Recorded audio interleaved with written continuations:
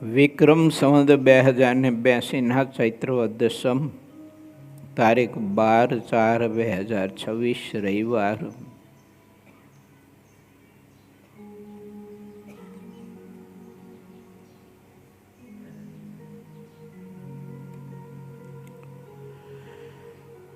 ભગવાન સ્વામિનારાયણ પંચાળામાં બિરાજે છે.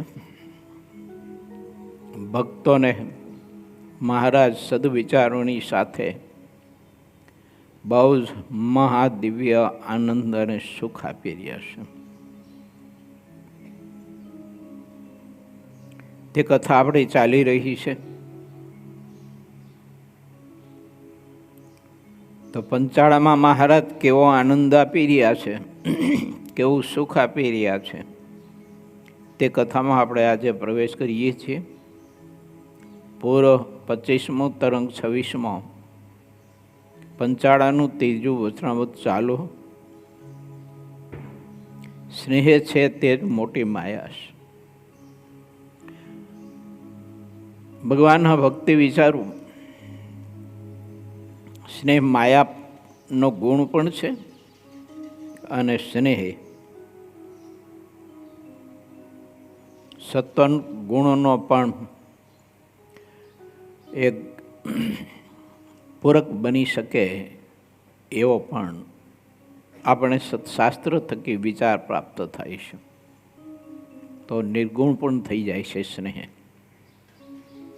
પરંતુ તે સ્નેહ ક્યાં જોડવામાં આવે છે એના ઉપર આધારિત છે, એટલે આપણા લક્ષ્ય ઉપર આધાર છે.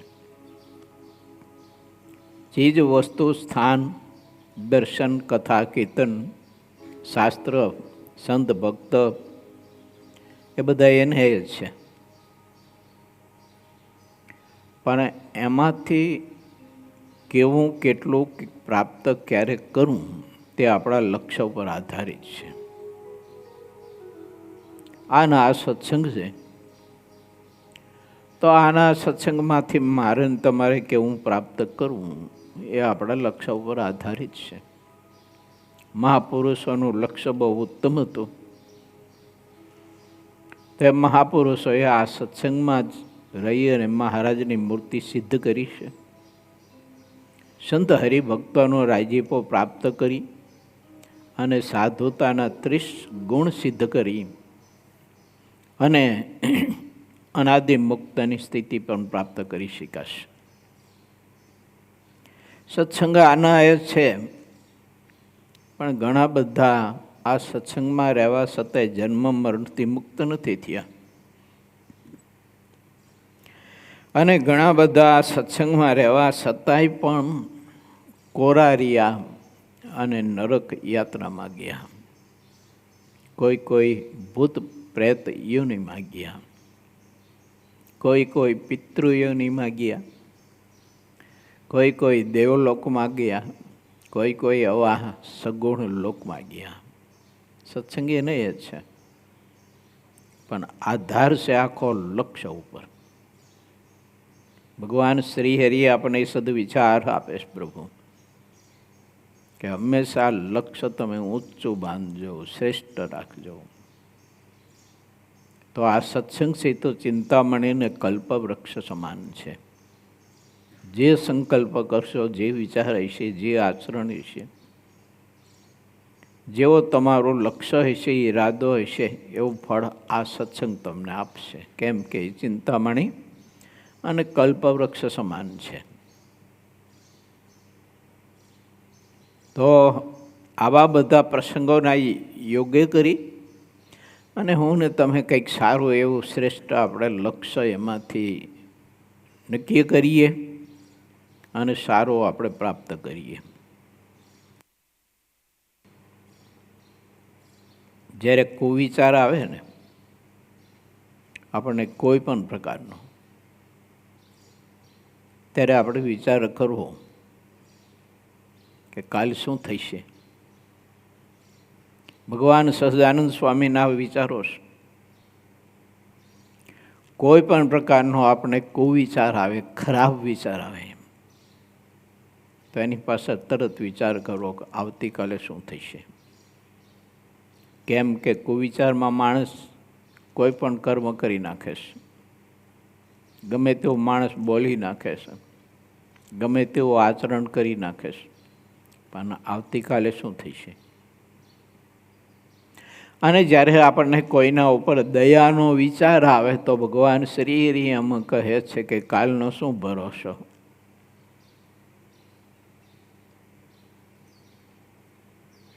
કોઈને આપણે મદદ કરવા માટેની દયા આવી, સંકલ્પ થયો, તો વિચારવું આવતીકાલનો શું ભરોસો, તત્કાળ કરી લો.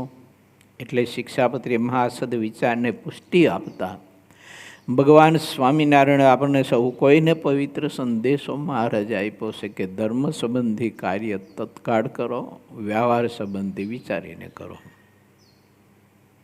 કારણ કે ભરોસો નહીં. હવે આજે આપણને સત્કર્મ કરવાનું કંઈક વિચાર આવ્યો હોય તો 2 ઘડી પછી કદાચ એ વિચાર આપણો ઠરી પણ જાય, નથી કરવું હવે.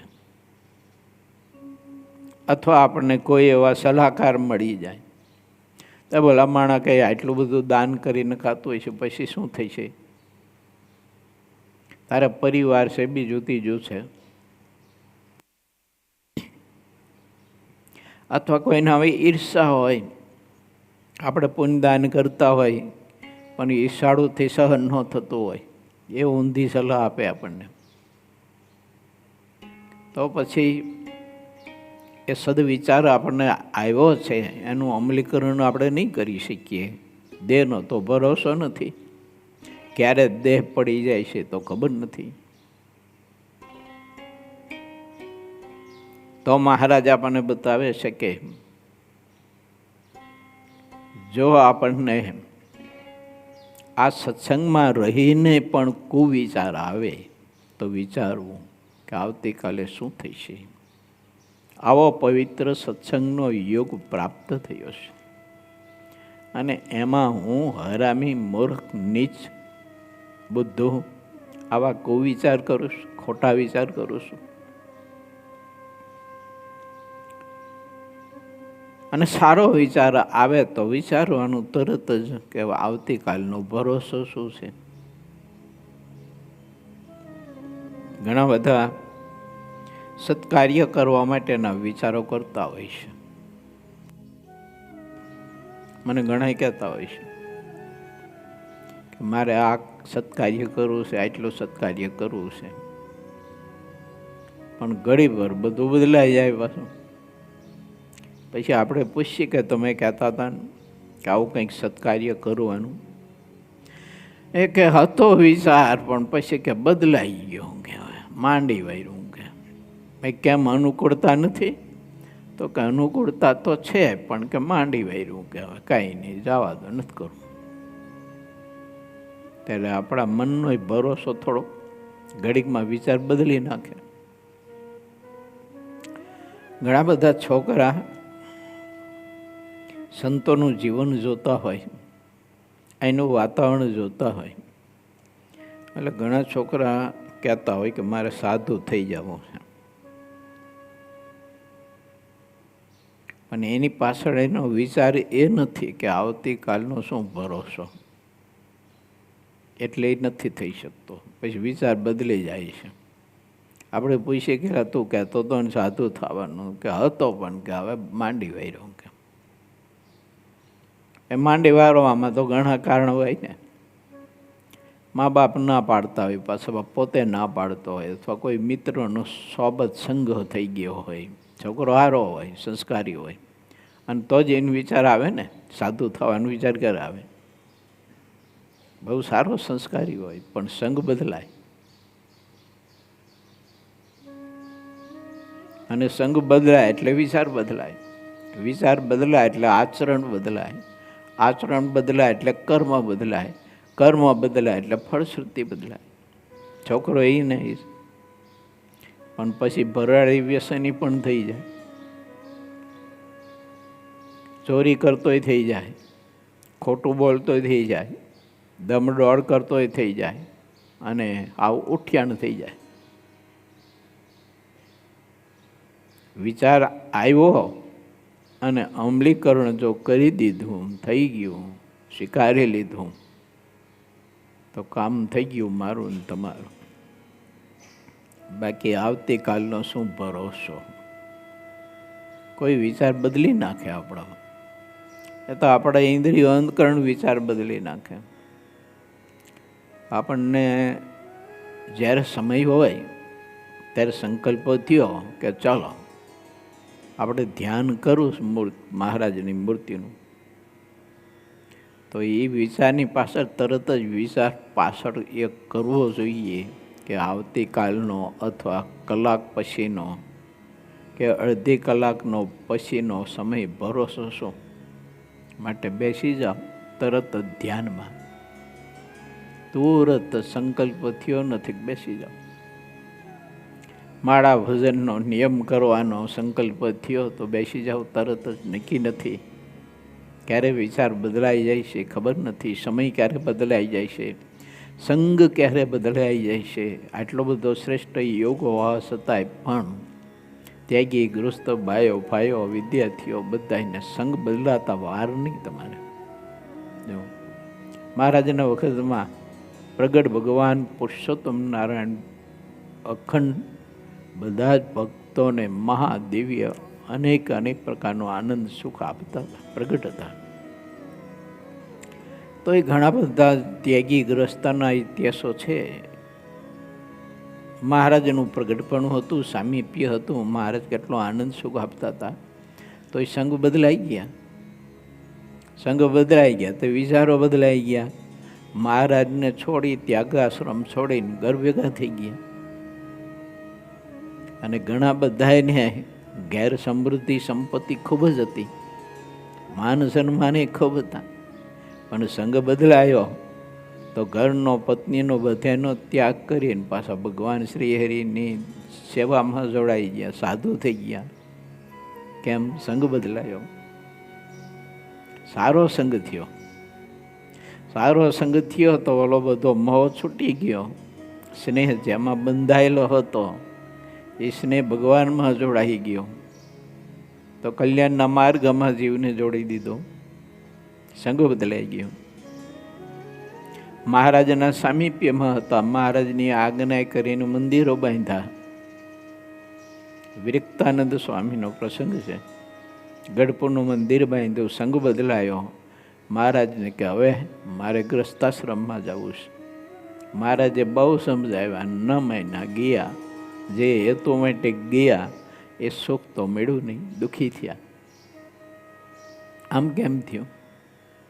ભગવાનનું સામીપ્ય છે, એવા મોટા પુરુષોનું સામીપ્ય છે. જ્યાં ગોપાળાનંદ સ્વામી, બ્રહ્માનંદ સ્વામી, મુક્તાનંદ સ્વામી, આવા મહાપુરુષોનું સામીપ્ય. પણ વિરક્તાનંદ સ્વામી નામ કેમ થયું? સંગ બદલાયો. કેવો દિવ્ય સત્સંગ છે! આપણને ભગવાને કેવી કૃપા કરીને કેવું સુખ આપ્યું છે. સંગ બદલાય એટલે વિચાર, કર્મ અને ફળ બધું જ બદલાવાનું. માટે જે ઘડીએ આપણી પાસે સારો વિચાર છે અને જે ઘડીએ આપણી પાસે સારો સમય છે ત્યારે વિચારી લો કે આવતીકાલનો શું ભરોસો. આજે મને જગતનો, સંસારનો ત્યાગ કરવાનો સંકલ્પ થયો છે તો છોડી દઉં, નહીતર પછી ઘડીભર પછી મન બદલાઈ જાય છે તો નથી છોડવું. અને જીવ એ વિષય વિકારના કાદવમાં વળી પાછો ખૂંચાઈ જાય. એટલે ભગવાન શ્રી હરિ પંચાળામાં રહ્યા થકા એવો મહાદિવ્ય અલૌકિક આનંદ આપે છે. ત્યારે પંચાળાના નરેશ જીણાભાઈ, એમના ભાઈ ગગાભાઈ વગેરે વગેરે ભક્તજનો હાથ જોડી વિનંતી કરે, મહારાજને પ્રાર્થના કરે, બાપ તમે અહીં બિરાજો છો તો આમ સૌ કોઈના ઘરના આંગણા પ્રભુ પવિત્ર કરો ને મારા બાપ. પધારો ને અમારે ઘેર પધરામણી ભોજન કરવા પધારો ને મહારાજ. અને શ્રી હરિ તે ભક્તોની આ પ્રાર્થના અને ભાવના જોઈને પંચાળામાં ઘેર ઘેર અક્ષરાધિપતિ પુરુષોત્તમ નારાયણ પોતે પધરામણીઓ કરે, થાળ કરી ભોજન જમે, એના ઘરના ઓરડા ઓસરી ફળિયા ખાટલા ગોદડા ઓશિકા તૈકિયા બધું તીર્થરૂપ કરે, બધું ગ્રહણ કરે મહારાજ. કેવી દયા, કેવો પ્રેમ, કેવી કરુણા, કેવું ભક્તવસ્થલ પણ કે જે આશ્રયમાં ભગવાન સર્વાવતારી પુરુષોત્તમ નારાયણ પોતે બાજટ ઉપર બેસીને ભોજન લીધું હોય તે સ્થાન કેવું તીર્થત્વને પામે, કેવો મહારાજ આનંદ આપે. અને શ્રી હરિ જીણાભાઈના દરબારમાં પોતાના અવતારેથી કોઈ ભક્તને ઘેર પધરામણીએ જતા હોય, ભોજન કરવા જતા હોય, ત્યારે ભગવાન શ્રીહરિ પોતે પોતાના સંતો ભક્તોની સાથે ગાતે વાતે જતા હોય અને એ પંચાળની ગલીઓમાં, એ બજારોમાં, એ રાજ બજારોમાં અક્ષરાધિપતિ ભગવાન પુરુષોત્તમ નારાયણ પોતે જ્યારે પોતાના પરમહંસોની સાથે જતા હોય, એ દર્શન કેટલું અદ્ભુત હશે. કેવું અદ્ભુત દર્શન, ધ્યાન યોગ કેવું હોય છે. માથે સોનાના ઈંડાવાળું છત્ર જ્યારે ભગુજીએ ધારણ કર્યું હોય, આજુબાજુમાં ગોપાળાનંદ સ્વામી, બ્રહ્માનંદ સ્વામી, મુક્તાનંદ સ્વામી, પ્રેમાનંદ સ્વામી, નિષ્કુળાનંદ સ્વામી, પર્વતભાઈ, જીણાભાઈ, ગગાભાઈ વગેરે વગેરે ભક્તો આવા અક્ષરધામના મુક્ત પુરુષો દિવ્ય એ પંચાળની બજારોમાં મહારાજ પોતે ગજગતિ ચાલે, પગમાં મોજડીઓ ધારણ કરી હોય, સફેદ વસ્ત્ર ધારણ કર્યા હોય, કોઈ ભક્તોએ ફૂલહાર મહારાજને પહેરાવ્યા હોય તો કંઠમાં ફૂલહાર મહારાજે ધારણ કર્યા હોય, બંને હાથના કાંડાની સાથે મહારાજે ફૂલના સરસ મજાના ગજરા તોડા ધારણ કર્યા હોય, હાથમાં નેત્રની સોટી હોય, જમણા હાથમાં માળા હોય, અને એ પરમહંસોની સાથે મહારાજ જ્યારે પંચાળાની રાજ બજારો અને તે ગલીઓમાં પોતાના ભક્તોને ઘેર પધરામણીએ કે ભોજન કરવા માટે જતા હોય, એ દર્શન કેટલું બધું અલૌકિક દર્શન છે. અને એ દર્શન મને ને તમને કરાવવા માટે એ મહાપુરુષે જે દર્શન કર્યું છે, એ આવું દર્શન હતું. એ મને ને તમને એ દર્શનની અનુભૂતિ અત્યારે આ કાળમાં કરાવવા માટે મહાપુરુષોએ એ દર્શન કેવું હતું ને એ મને તમને બતાવ્યું છે. સખી આજ મોહન દીઠા રે શેરી રે આવતા, શેરી રે આવતા. સખી આજ મોહન દીઠા રે શેરીએ આવતા, શેરીએ આવતા. હો મુરલીમાં ગીત મધુરા રે ચાલ્યા આવે ગાવતા, ચાલ્યા આવે ગાવતા. મુરલીમાં ગીત મધુરા રે ચાલ્યા આવે ગાવતા, ચાલ્યા આવે ગાવતા. સખી આજ મોહન દીઠા રે શેરી રે આવતા, શેરી રે આવતા. સખી આજ મોહન દીઠા રે શેરીએ આવતા, શેરીએ આવતા. આવે વાલો હસતા ને રમતા રે ગોવાળોના સાથમાં, ગોવાળોના સાથમાં. આવે વાલો હસતા ને રમતા રે ગોવાળોના સાથમાં, ગોવાળોના સાથમાં. ઉછળતા આવે મોહન રે, ફૂલ દડો હાથમાં, ફૂલ દડો હાથમાં. ઉછળતા આવે મોહન રે, ફૂલ દડો હાથમાં, ફૂલ દડો હાથમાં. સખી આજ મોહન દીઠા રે, શેરીએ આવતા, શેરીએ આવતા.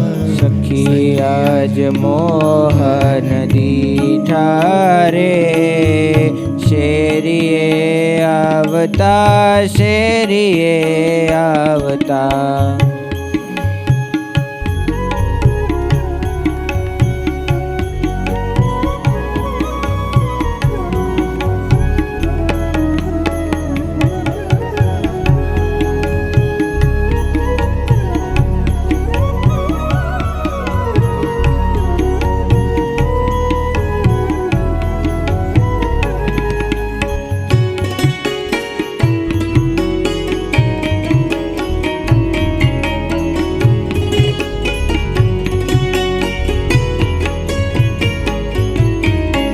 રંગડાનો રાતો માતો રે, ચાલ્યો આવે શોખમાં, ચાલ્યો આવે શોખમાં. રંગડાનો રાતો માતો રે, ચાલ્યા વિશોખમાં, ચાલ્યા આવે શોખમાં. રસિયો જોવાને કાજે રે, ઊભી છું ગોખમાં, ઊભી છું ગોખમાં. રસિયો જોવાની કાજે રે, ઊભી છું ગોખમાં, ઊભી છું ગોખમાં. સખી આજ મોહન દીઠા રે, શેરીએ આવતા, શેરીએ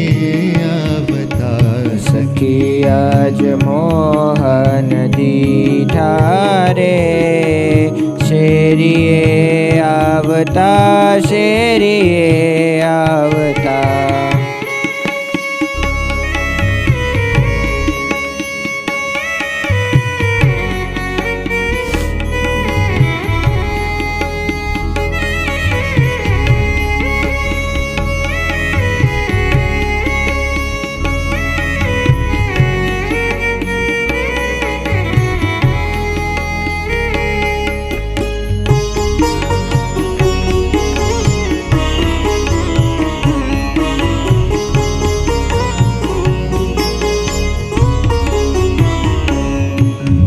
મોહનજીનું મોખડું જોયું રે, ઘૂંઘટની ઓટમાં, ઘૂંઘટની ઓટમાં. મોહનજીનું મુખડું જોયું રે, ઘૂંઘટની ઓટમાં, ઘૂંઘટની ઓટમાં. ઓ જોઈને ઘાયલ થઈ છું રે, જોઈને ઘાયલ થઈ છું રે. નેણા કેરી ચોટમાં, નેણા કેરી ચોટમાં. જોઈને ઘાયલ થઈ છું રે, નેણ કેરી ચોટમાં, નેણ કેરી ચોટમાં. સખી આજ મોહન દીઠા રે, શેરીએ આવતા, શેરીએ આવતા. સખી આજ મોહન દીઠા રે, શેરીએ આવતા, શેરીએ આવતા. હૈયા પર હાર ઝડકે રે, રહ્યું મન મોહીને, રહ્યું મન મોહીને. હૈયા પર હાર ઝડકે રે, રહ્યું મોહીને રહ્યું મન મોહીને ઓ બેની પ્રેમ સખીના નાથને રે હો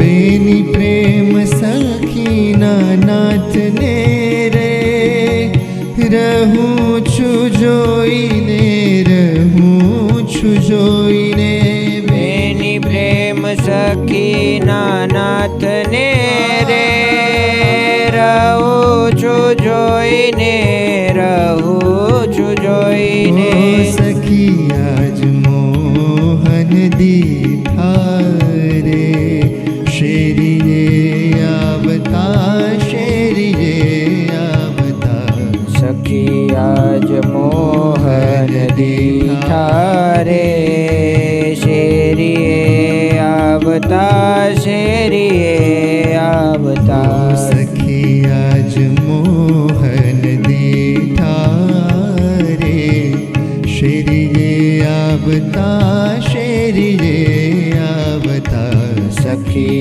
આજ મોહન દીઠા રે શેરીએ આવતા શેરીએ આવતા શેરીએ આવતા શેરીએ આવતા શેરીએ આવતા શેરીએ આવતા આ કીર્તન સાંભળીને ભગવાન શ્રી હરિ ધ્યાન મુદ્રામાંથી જાગીને પ્રભુ કહે છે કે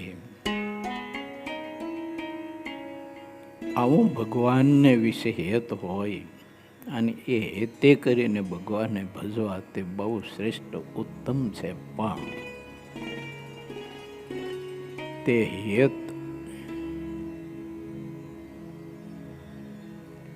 એમાં જો કદાચ દ્વેષ અને રાગનું મિશ્રણ જો હોય તો મહારાજ કહે છે કે જોખમ બહુ મોટું છે. રાગ અને દ્વેષ ઘણી વખત તે સ્નેહની દિશા બદલાવી નાખે છે અને એને મહારાજ કે માયા કહેવાય. એ છે તે જ ભગવાનની માયા છે. કેમ માયા બની? તો એટલા માટે બની કે રાગ અને દ્વેષ મિશ્રિત ભેત છે. એટલે જેને પરમાત્માની ભક્તિ કરીને આત્યંતિક કલ્યાણ સિદ્ધ કરવું હોય તેને પહેલા રાગ અને દ્વેષ ઝીરો કરવા પડે, નિર્મૂળ કરવા પડે. એને ગઈકાલે મેં આ બે શબ્દ ઉપર, બે ગુણ ઉપર લગભગ 1.5 કલાક કથા કરી હતી. અમેરિકા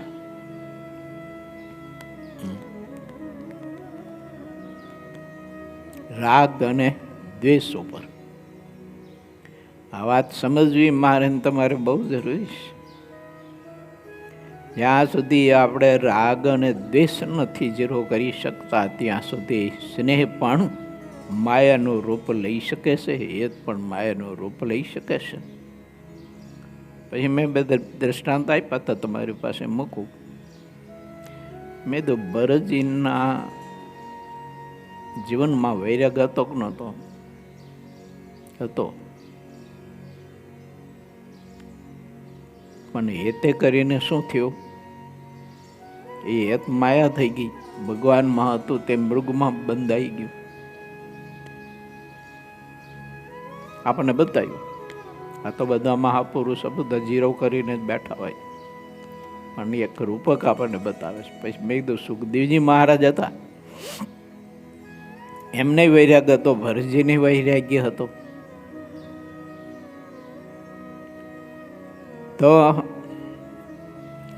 ભરતજીને મૃગલાના બચ્ચામાં બંધન થયું અને સુખદેવજી મહારાજે બંધન જેને હતા એને બધાને તોડાવીને મુક્ત કર્યા. વૈરાગ તો બે હતો.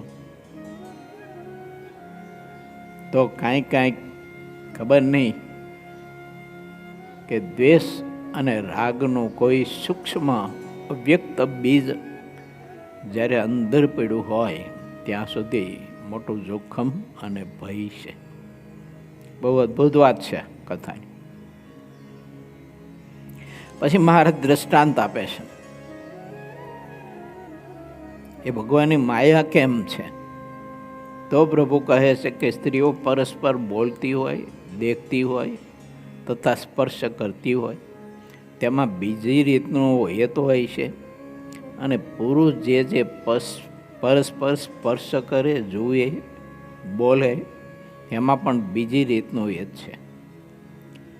અને પુરુષ હોય તે સ્ત્રીને જોતો હોય, આલિંગન કરતો હોય, તેની વાત સાંભળતો હોય, તેનો સુગંધ લેતો હોય, તો તેને વાત કરતો હોય, તેને વિશે જેવું હેત થાય છે ને તે સ્ત્રીમાં પુરુષનું મન ખેંચાઈ જાય છે, તેવું પુરુષનું મન પુરુષમાં નથી ખેંચાતું.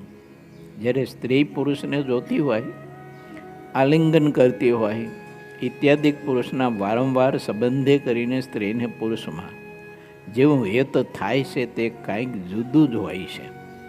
અને તેથી તેનું મન પુરુષમાં સમગ્રપણે ખેંચાઈ જાય છે.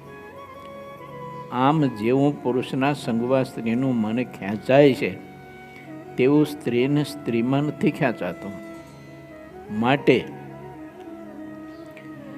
જે થકી આ જગતનો પ્રવાહ ચાલતો રહે છે અને જે જીવની સંસ્કૃતિ તથા બંધનની કરનારી છે, એવી જે ભગવાનની માયા તે જ હેત રૂપે છે, તે છોડાવી ખૂબ જ કઠણ છે. તે જીવને સંસાર રૂપી કૂવામાં ડૂબાડી દે છે. પછી એમ વિચાર થયો કે શબ્દ, સ્પર્શ, રૂપરસ અને ગંધ એ જે પંચ વિષય તે બીજે ઠેકાણેથી મિથ્યા કરીને એક ભગવાનમાં જો અવિનાશીને અપાર સુખ જાણીને જો જોડ્યા હોય તો ઠીક છે. મેં કીધું ને, રાગ અને દ્વેષ જીરો કરી નાખ્યા હોય તો એ સ્નેહ પરમાત્મામાં જોડાય, પછી એ પરમાત્મામાંથી સ્નેહ તૂટે નહીં. પણ રાગ દ્વેષ મિશ્રિત જો સ્નેહ હોય તો એ રાગ અને દ્વેષ દુર્ગુણ, એની ગંધ એ પરમાત્માના સ્વરૂપમાં તે સ્નેહ તોડી અને અન્યમાં જોડી શકે છે. એટલી તાકાત રાગ અને દ્વેષના દુર્ગુણમાં રહેલી છે. અને એ જ દુર્ગુણને પરમાત્મામાં જો જોડી દેવામાં આવે તો એ પાછા બંને સદગુણી થઈ જાય. એ તો એક સીધો ન્યાય છે. કોઈ માણસ હોય બહુ સારો સદગુણી હોય પણ દુર્ગુણીનો સંગ કરે તો નથી દુર્ગુણી થઈ જતો. અને દુર્ગુણી હોય અને સગુણ પુરુષ હોય, જેનામાં ગુણ સારા હોય, સંસ્કાર સારા હોય, એનો સંગ કરે તો દુર્ગુણ બધા જ એના દૂર થઈ જાય છે અને ગુણો બધા જ એનામાં આવિર્ભાવ પામે છે. એ તો એક સૃષ્ટિનો એક નરી આંખે દેખાય એવો ન્યાય છે, ચોખ્ખો સત્ય. એને માટે મહારાજ કહે છે કે રાગ અને દ્વેષ છોડો. કોઈ પ્રત્યે દ્વેષ નહીં, કોઈ પ્રત્યે રાગ નહીં. મેં છોડ્યું, ઘર છોડ્યું, પરિવાર છોડ્યો, પણ દ્વેષ ભાવથી જો છોડ્યું હોય છે તો મને સુખ નહીં લેવા દે. દ્વેષ જગત છૂટવું પડે, સંબંધીઓ છૂટવા પડે, પણ બધું સ્વાભાવિક હોવું જોઈએ. આ જો દ્વેષથી છૂટો તો એ દ્વેષ મને ભગવાનની મૂર્તિનું સુખ લેવા જ નહીં દે, હખણો જ નહીં દે. હરિયું કર્યા જ કરવાનું. શા માટે? તો કે જે કારણથી મને દ્વેષ બંધાયો એટલે મેં છોડ્યું. હવે એક કારણ જ્યારે દૂર થશે ને એટલે દ્વેષની જગ્યાએ તરત જ છે ને રાગ આવીને બેસી જાય છે અને મને પછી મીઠું લાગશે. એ મીઠું લાગશે એટલે મને દ્વેષે ભગવાનમાં જોડ્યો, પણ તેમ છતાંય એ રાગ વરી પાછો મને હતો ને ત્યાં લઈ જાય છે. પાછો ગોતો જોડાણો જેમ ઘાણીએ, ભગવાનનો આશ્રય છોડાવી અને વરી પાછો ગૃહસ્થાશ્રમમાં લઈ જાય છે. અને જે સંબંધીઓ સાથે દ્વેષ બંધાયો એ સંબંધીઓ સાથે પાછો સ્નેહ બંધાવી દેશે. આ રીતે થવાનો પૂરેપૂરો સંભવ છે. માટે દ્વેષ અને રાગ ઝીરો કરવા જોઈએ મારે ને તમારે. નહીં રાગ નહીં દ્વેષ. જ્યાં સુધી મને એવો સંકલ્પ અંદર રહ્યા કરે છે કે મેં જગતનો ત્યાગ કર્યો છે, મેં બધું છોડી દીધું છે, સગા સંબંધીઓને મેં છોડી દીધા છે. પછી અમારી ત્યાગીની ભાષામાં સગા સંબંધીઓ છોડ્યા હોય ને એને કુસંગી કે એકાદા બીજા કોઈ આવ્યા ને તેમ કે તમારા કુસંગી આવ્યા છે. આ શું છે? દ્વેષ ભાવ છે. એટલે એ તો ભગવાનના ભક્ત છે, તેને કુસંગી કેમ કહેવાય? દ્વેષ ભાવ તો ના હોવો જોઈએ, તો સ્નેહ ભાવે ન હોવો જોઈએ. એટલે સ્વાભાવિક બધું છૂટવું પડે. અને સ્વાભાવિક જો છૂટે અને એની વૃત્તિ એમાંથી તૂટે અને ભગવાનમાં જોડાઈ જાય તો એ પરમાત્મામાંથી એ વૃત્તિને કોઈ ન તોડી શકે. સંગય ન તોડી શકે, પોતાની ઇન્દ્રિયો અંતકરણ ન તોડી શકે, પરિસ્થિતિઓ પણ ન તોડી શકે. નહીંતર આનો જવાબ મહારાજે પ્રથમના 14માં આપ્યો છે. મહારાજ કે ત્યાગી અને ગ્રસ્ત બે પ્રકારના ભક્ત છે. એમાં ત્યાગી છે એને ભારે સુખ આવી પડે કે ભારે દુઃખ આવી પડે ત્યારે મહારાજ કે સંસારની વાસના ઉદય થાય છે. વાંચજો પ્રથમનું 14. ભારે સુખ એટલે શું? અનુરૂપ સારું સુખ. એમ કે જે કારણે જે મને દ્વેષ બંધાણ્યો એટલે મેં જગત છોડ્યું, સંબંધી છોડ્યા ને, પણ એ કારણ મને પ્રતિકૂળ સામે આવીને પ્રલોભન આપ્યું, પ્રતિકૂળ થઈને પ્રલોભન આપ્યું, એટલે મને પરમાત્મામાંથી તોડી અને હતો ને ત્યાં લઈ જાય છે મહાત્માની. કેમ કે જે કારણે દ્વેષ મને બંધાયો અને દ્વેષના કારણે મેં બધું છોડ્યું, તો એ કારણ શું? તો મારું અપમાન કર્યું કોઈએ, મને કોઈએ અતિશય પીડા આપી, દુઃખ આપ્યું. ઘણા વર્ષ પહેલા કોઈ એક ગામમાં કથા પારણ હતી, અમે બધા ગયેલા. કથાની સમાપ્તિના અંતે એ ગ્રસ્તને ઘેર સંતોનો ઉતારો હતો, ત્યાં બેઠા હતા. કોઈ હરિભક્તોએ આવ્યા, એક યુવાનને લઈને મને કે ભગવાનને પ્રાર્થના કરું અને આશીર્વાદ આપો. મેં શીના? તો કે આના ઘરના તેડવા જવું છે.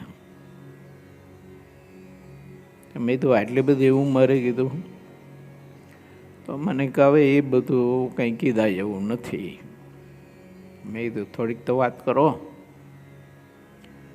તો મને કે બે માણસ બનતું નહોતું અને બાજા કરતા હતા બે, અને એના ઘરનાને ખબર નહીં હવે શું વેગ આવ્યો તે આને કંઈક જમવામાં પોઈઝન આપી દીધું, પણ તરત ખબર પડી જઈ એટલે દવાખાને લઈ ગયા અને તરત તાત્કાલિક ટ્રીટમેન્ટ મળી જઈ એટલે બચી ગયો. એટલે પછી આને એને કાઢી મૂકી. તો કે હવે સમાધાન થયું છે, લેવા જવું છે, તેડવા જવું છે. ઘટનાથી દ્વેષ બંધાણો હતો. એ દ્વેષે વરી પાછો મેં કીધું એમ સ્વરૂપ બદલ્યું અને રાગનું સ્વરૂપ લીધું. રાગનું સ્વરૂપ લીધું તે એની વ્યક્તિ કે હવે તેડવા જવું છે. નહીતર જેને ખાવામાં પોઈઝન આપી દીધું હોય એમ માણસ કોઈ દિવસ એનો ભરોસો કરે? રાગ અને દ્વેષ આત્માને કેટલા પરેશાન કરે છે, તોય આટલી પરેશાની દુઃખ ભોગવે છે તોય ખબર નહીં. રાગ અને દ્વેષ માણસ બાળી નથી શકતો, મૂકી નથી શકતો, એને ઝીરો નથી કરી શકતો. કેટલી પીડા ભોગવતો છે માણસ. જન્મ મરણની પીડા કેટલી, નરક 84ની કેટલી, જીવતા કેટલી. ઘણા બધા આખી જિંદગી તમે જુઓ તો બે માણા બાજી દિવસ માંડ પૂરો કરતા હોય, એમાં આખી જિંદગી આમ હાલતું હોય. આમાં શું સુખ હોય? એમ બે જ કારણ છે, રાગ અને દ્વેષ. ઘડીકમાં દ્વેષ, ઘડીકમાં રાગ. રાગ અને દ્વેષ બહુરૂપી ઘડીએ ઘડીએ વેહ બદલે. એમાં આ બંને છે ને ઘડીએ ઘડીએ વેહ બદલે. ઘડીકમાં દ્વેષ, ઘડીકમાં રાગ, ઘડીકમાં દ્વેષ, ઘડીકમાં રાગ. એટલે જીવ રાગ અને દ્વેષ બેની વચ્ચે છે ને પીડામાં ખરેખરો એને પીડાય છે. બે આખલા જેમ બાજતા હોય અને બે આખલાની વચ્ચે માણસ આવી ગયો હોય, કેવી દિશા થાય? એ રીતે રાગ અને દ્વેષ બંને, રાગ ને દ્વેષ આખલા રૂપી બેની બીચમાં છે ને જીવ યુગોના યુગોથી બિચારો એમાં અટવાણો છે અને પીડાય છે, પણ ખબર નહીં હવે રાગ અને દ્વેષ મૂકી નથી શકતો. મહારાજ કહે છે કે બસ આનાથી પર જીવન જીવો. નહીં કોઈ પ્રત્યે રાગ, નહીં સ્નેહ, નહીં કોઈ પ્રત્યે દ્વેષ. છોડો ખરા, ભગવાન સિવાય બધું છોડો, પણ દ્વેષ ભાવથી નહીં છોડો. જો દ્વેષ ભાવથી છોડશો તો દ્વેષ છે ને એ તમોગુણનું કાર્ય છે, તો એ તમોગુણ હખણો નહીં રહે, તમને તમાચો માર્યા વગર રહેશે નહીં. બહુ ક્રોધી માણસ હોય એ માણસ કોઈને માર્યા વગર રહે જ નહીં તમારે. તમે જોઈજો, ગમે તે ત્યાગાશ્રમ હોય કે ગ્રસ્તાશ્રમ હોય કે સમાજ હોય કે પછી પરિવાર હોય, પણ કઈ ક્રોધી માણસ હોય તો એના બૈરાને ટીપ્યા વગર રહે જ નહીં. બૈરું હોય તો ધણીને ટીપાવીને રહે જ નહીં. ક્રોધનું કામ જ એ બીજાને ટીપવાનું કામ છે ક્રોધનું. અને એટલે મહારાજે લોયાના પહેલામાં કહ્યું કે ક્રોધી માણસ કે દેવતા અમને દીઠોય નથી ગમતો. એ તો મહારાજે હડકાયા કુતરા જેવો કીધો છે ને, ક્રોધી માણસને. તો કોઈ પણ હોય, સ્ત્રી હોય કે પુરુષ, ત્યાગી કે ગ્રસ્ત, પણ ક્રોધી છે ને તો મહારાજ કીધો હડકાયા કુતરો જેવો છે. ડાચ્યા નાખીએ ને હડકાયું કૂતરું મરી જાય. બહુ અદ્ભુત વાત બતાવે છે વચનામૃત ગ્રંથો. મહારાજ બહુ એટલી બધી જણાવટથી મને તમને વાત સમજાવે છે કે તમે મારા છો એટલે મહારાજ કે હું આ મહેનત કરું છું. તમે મારા છો એટલે મહારાજ કે હું આ બુદ્ધિની કસરત કરું છું, તમારા માટે કરું છું, અને તમને આ વિચાર આપું છું. છોડજો, કોઈ પ્રત્યે દ્વેષ ન બાંધો, કોઈ પ્રત્યે રાગ ન બાંધો. તમારું ગમે તેવું ભૂંડું કર્યું હોય તો એ દ્વેષ નહીં એના પ્રત્યે, અને આપણું ગમે તેટલું રૂડું કર્યું હોય તો એના પ્રત્યે રાગ નહીં, સ્નેહ નો બંધાવવો જોઈએ. કે જે સ્નેહ મોક્ષ બગાડે એવો નહીં. દયા રાખવાની, કોઈ આપણે મદદ કરી હોય તો એના પર દયા રાખવાની, એને મદદ કરવાની. જો લૂણ હરામી નહીં થવાનું, પણ સ્નેહ તો નહીં જ કરવાનો મોક્ષ બગડ્યો. અને તો એ મરવાનો માર્ગ છે, એ તરવાનો માર્ગ નથી. માટે વિચારીએ આપણે. હા, તો કાલે અમેરિકાની સભામાં થોડોક વિચાર પ્રસ્તુત કર્યો તો મેં પાસે મૂક્યો મેં. મહારાજ એમ કહે છે કે તે સ્નેહ અવિનાશી અને અપાર પ્રભુનું સુખ જાણીને પ્રભુમાં જોડ્યો હોય તો ઠીક છે, તો તે માયા નથી. પછી વળી તેમાં વિચાર થયો છે એ પણ ઠીક નહીં. કાંજે ભગવાનના રૂપ કરતાં પરમ અધિક અજોડ રૂપ, અધિક સ્પર્શ, અધિક રસ, અધિક ગંધ, અને અધિક શબ્દ તે બીજાને વિશે વધારે દેખાય ત્યારે તે ભગવાનને છોડાવી દે છે ને ભગવાન કરતાં તેમાં અપાર હેત થઈ જાય છે. ભાગવતમાં કથા આવે છે, ભગવાનની 16,100 જે રાણીઓ હતી ને એ પૂર્વે દેવાંગના હતી અને એમણે આરાધના કરી એટલે ભગવાનને પ્રાપ્ત કર્યા. આ ટૂંકમાં કથા કહું છું, છે તો વિસ્તારથી. પણ પછી ભગવાનનો દીકરો શામ જે હતો ને એ રૂપાળો બહુ હતો. તે શામનું રૂપ જોઈ અને 16,100 જે રાણીઓ હતી ને એને ક્ષોભ ઉભીજો છે, એમ ભગવાન વ્યાસજીની કલમે લખાણું છે. અષ્ટપટ રાણીની કથા નથી હો. પછી આ 16,100 જે હતી ને દેવાંગનાઓ, અને એને ભગવાનનું સુખ પામવું હતું ને તો એને બહુ જ કઠિન તપસ્યા કરી હતી અને ત્યારે પામી હતી. પણ અધિક રૂપ સાંભનું જોયું એટલે ક્ષોભ ઉભીજો છે, એમ ભગવાન વ્યાસજીએ લખ્યું છે. માટે વિચારું, આ એ જ વાત લખે છે આમાં. મેં કીધું એ જ, જેમ 16,100 જે શ્રી કૃષ્ણ ભગવાનની સ્ત્રીઓ હતી તે પૂર્વજન્મમાં અપસરાઓ હતી, દેવાંગના હતી.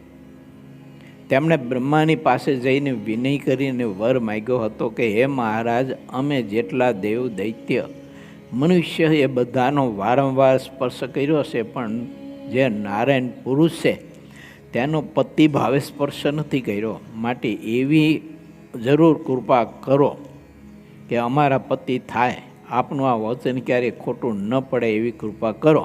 પછી બ્રહ્માજીએ કહ્યું કે ત્યારે તમે બધા તપ કરો, પછી તે નારાયણ ભગવાન છે ને તે તમારા પતિ થશે. તો મહારાજને અહીંયા આ વિષય સમજાવવાનો મિનિંગ એટલો જ છે કે દ્વેષ અને રાગ મિશ્રિત સ્નેહ ભગવાનમાં ન કરતા, ને તો ડખો થાય છે. શુદ્ધ સ્નેહ કરજો, શુદ્ધ પ્રેમ કરજો, મિશ્રિત પ્રેમ નહીં. સ્વાર્થ નહીં કે હું ભગવાનમાં સ્નેહ કરું તો ભગવાન મને પોતાનું ઐશ્વર્ય આપે, વચન સિદ્ધપણું આપે, સામર્થ્ય આપે, મોટપ આપે, આ લોકમાં મોટો સમ્રાટને ધનવાન થઈ જવો, આ લોકમાં મોટો સદગુરુ થઈ જવો, લાખો અને કરોડો લોકો મને માને પૂજે. સ્વાર્થ મિશ્રિત સ્નેહ હશે તો મહારાજ કે તકલીફ થાય છે ગમે ત્યારે. નિર્દોષ સ્નેહ કરજો, ભગવાનમાં એકદમ નિર્વિકાર નિર્દોષ સ્નેહ કરજો. કેવળ ભગવાનની મૂર્તિનું સુખ પ્રાપ્ત કરવું, આ રીતે સ્નેહ કરજો. બહુ મજાની કથા છે.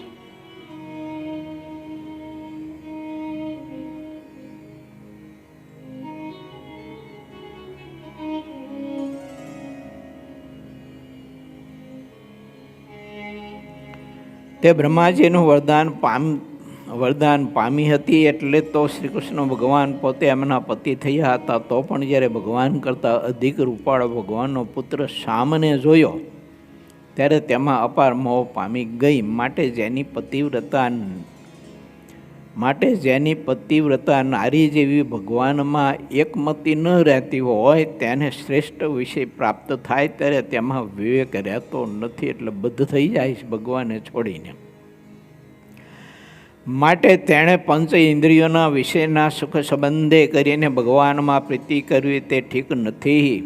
અને જેની મતિ પરમ વિવેકથી ભગવાનમાં એકની એક અડગપણે રહેતી હોય તેને તો તેમ પ્રીતિ કરવી તે ઠીક છે, તેમાં ક્યારેય કાંઈ વાંધો દેખાતો નથી. દેહ ભાવને મેલે ને બ્રહ્મ ભાવને ખેલે તે બુદ્ધિશાળી માણસ કહેવાય એમ. ને બહુ મજાનો આ છઠ્ઠો તરંગ છે. પરંતુ હવે દેવ ભાવ મેલીને બ્રહ્મ ભાવે ખેલે તે બુદ્ધિશાળી છે. એ વાત આપણે આવતીકાલે સમજવા માટે પ્રયત્ન કરશું.